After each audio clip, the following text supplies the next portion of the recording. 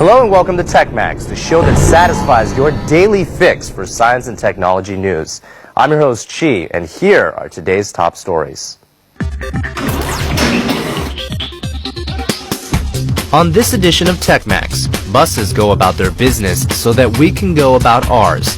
But where does technology fit in? Also, Chile is building the biggest, baddest telescope yet. An in-depth look at its features.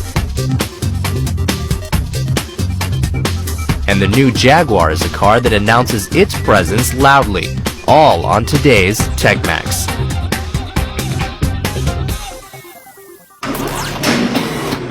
Today's buses keep our city moving at warp speed and our commutes at high efficiency and low hassle.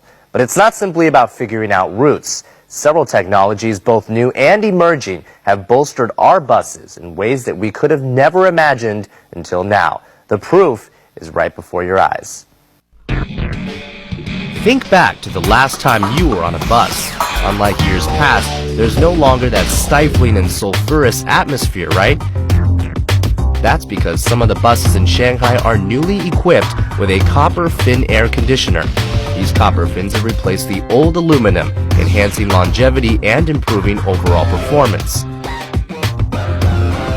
我们跟上海市疾控中心在04年的时候，在上海市做了在用空调的它的这个细菌的这种滋生情况的这样一个调查和抽查。那么抽查出来的结果呢，是在它的这个换热器上面细菌都是超标的。So replace aluminum with copper. Can it really be that simple? Copper is a natural bacteriostatic agent. It is able to restrain the growth of Legionella, Colobacillus, and Staphylococcus aureus, and it is popular for medical use and public facilities. 铜跟铝呢，两种材料它的有一个电位差，那么在有酸性或者是说有水分存在的情况之下，它就起一个电磁反应，那个阳极呢就会氧化，就是铝它就会氧化掉，那个接触面会越变越松，就是时间长了以后呢，这个地方有水积存的时候呢，还会长霉，就造成了一个空调性能会衰减。The aluminum-finned heat exchanger of the air conditioner makes it much easier for the bacteria to grow, hence the filtering issues. How do we know all this? Follow Professor Chen as we show up at his lab and find out. The equipment is a so-called car air conditioner bench testing device. This is a simulation test device configured on the basis of an actual vehicle for interior car air conditioners.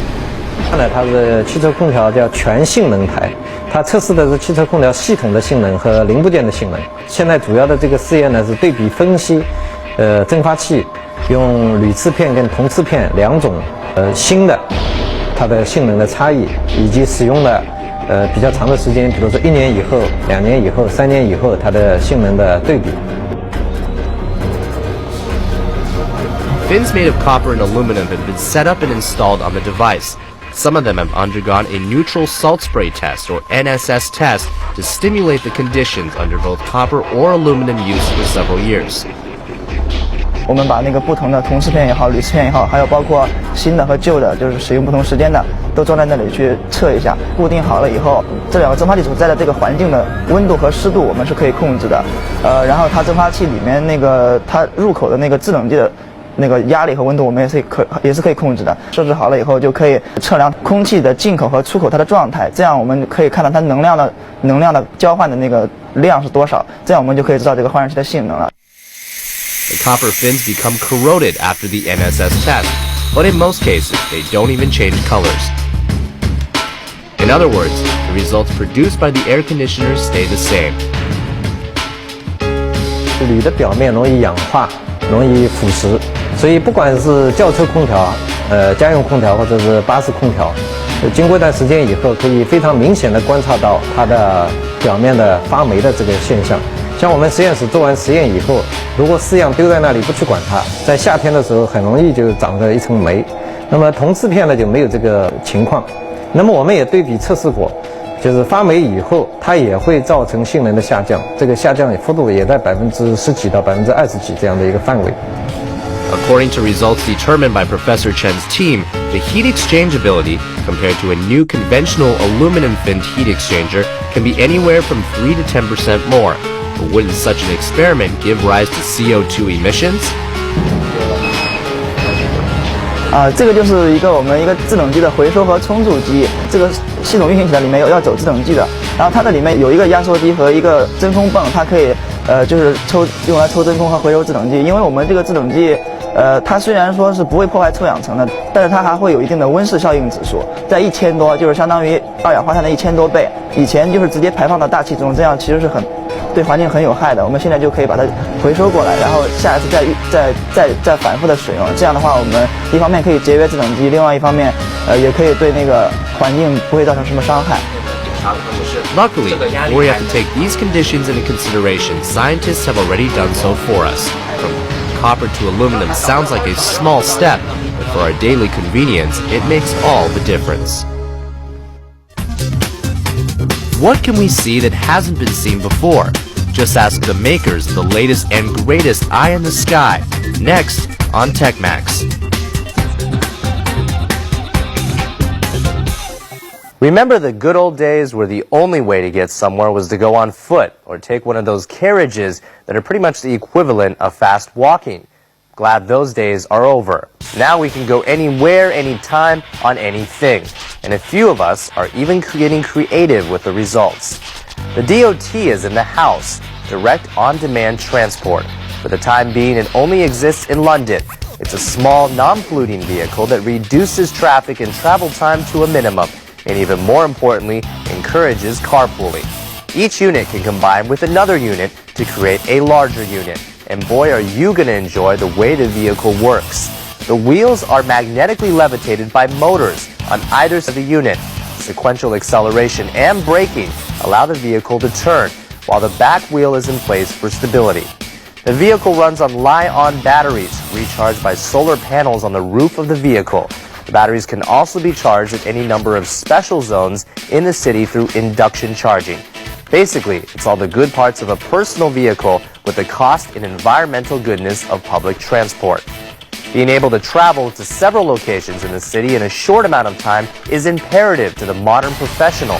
Ending humankind's war on nature, that's imperative too.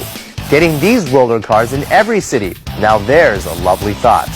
Speaking of lovely thoughts, how about enabling the disabled to get around more efficiently? The advent of advanced and affordable robotics is a good place to start. The carrier wheelchair does almost everything, making sure the user is fully independent, capable of traversing any terrain and situation. The frame is specially shaped to maneuver over a commode. A trapdoor opens so you can use the toilet in a dignified manner. No need for awkward transfers or assisted lifts. Stairs and inclines are a cinch too. A Galileo wheel combines a wheel and track into a single drive with advantages from both. The entire chair even lifts to help you reach higher objects. It's a nice concept, so who cares if it's not the first of its kind? The bottom line is that it seems well thought out and ripe for production. A design that improves quality of life is a design worth telling people about. There was a time when virtual reality was like the holy grail of computer science and interactivity. And like the Holy Grail, it didn't seem to exist in any applicable, sustainable form. I mean, think about the concept. Freeing us from the limits of our bodies so our minds could roam free in a universe totally within our control. Well, one designer thinks that not only is it a nifty idea, it could become our whole way of life. As the human population continues to grow, space will become a premium. Our resources exhausted and with no land left, we have to move our megatropolises into the virtual world. In virtual reality, cities can be as big as needed. There are no limits. People can envision how they live and how they get around. You may prefer to ride around in the space-age urban buggy like the Walla Walla, or go retro and handle business in a horse and carriage. So what do you guys think? Well, hopefully, we can get to a point where the world we live in has nothing to do with science fiction or fantasy and everything to do with reality. So until that day comes, we'll just have to keep dreaming and coming up with cool gadgets to occupy our time and energy. On our show, fantasies usually come in the shape of cars. Not this one though. The Peugeot Globule is made up of 4 separate spheres that move together in the shape of a globule. Each sphere accommodates a single passenger and is individually powered by an electric motor. The four spherical parts are connected to a central battery and are contained within a very flexible polymer covering. The car has been designed on a self-assembled basis and can move in different arrangements. It can file the four spheres into a single line to cross a narrow lane. The car takes up only 130 centimeters by 130 centimeters space for parking by stacking up the spheres. The driver's part is the only sphere in constant contact with the ground at all times. Although we won't see the Globule anytime soon, it's always interesting to learn how designers perceive our traffic scenarios of the future and at the solutions they offer. There are solutions for everyone, and then there are those modes of transportation that are only suitable for some of us. What we've got here is a very fast, very small, very dangerous vehicle, rather than compact and safe.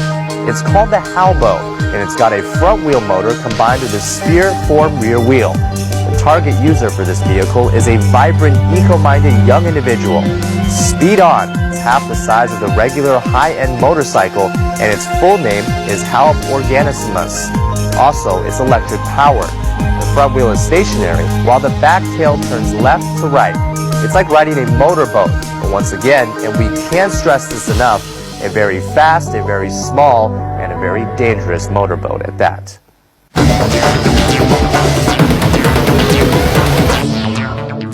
Put simply, going to the dentist's office is a chore, but it's not terribly cheap either, even for some routine fillings.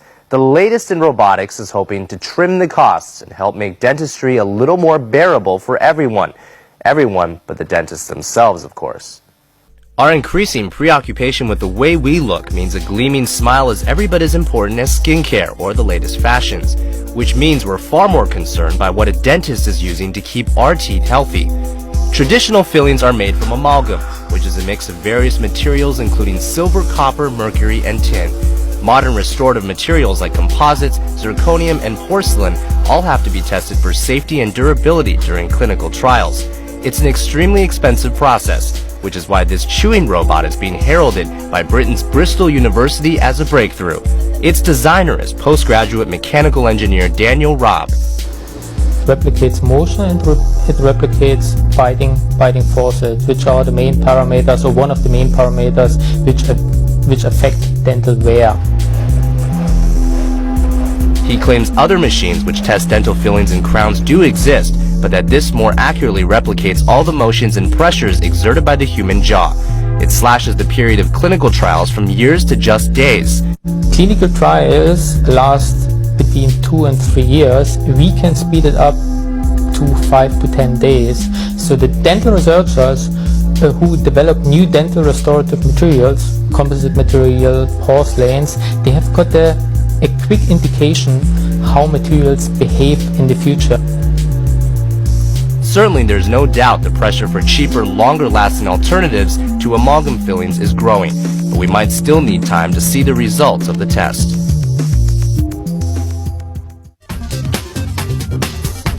The Mac is back with more easy-to-love features. Stay tuned for a rundown.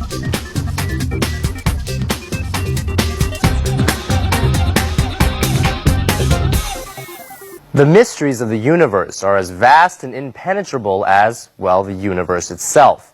That's why we need the absolute best tools and equipment science have to offer in order to reach for the stars. In Chile, they're busy constructing the largest telescope known to man yet, capable of reaching into the starry void and revealing some exciting new possibilities. Recently, astronomers have been constructing one of the biggest, most powerful instruments ever built. Early word is that it peers far deeper into the universe and further back in time than ever before. Located at 5,000 meters altitude in northern Chile, the Atacama is known amongst astronomers for its unique conditions for observing space. This area is one of the driest regions on Earth, resulting in an exceptional transparency of the atmosphere. This spectacular giant astronomical project will be 10 times more powerful than any other instrument of this type built so far. It is a partnership between Europe, North America, and East Asia in cooperation with the Republic of Chile. ALMA is such a complex instrument and will be this giant step in current astronomical research because it will give us 10 times more sensitivity than current telescopes. And with that we will be able to study from the origin of the universe to the origin of life, going through structure of formation of galaxies. It's going to be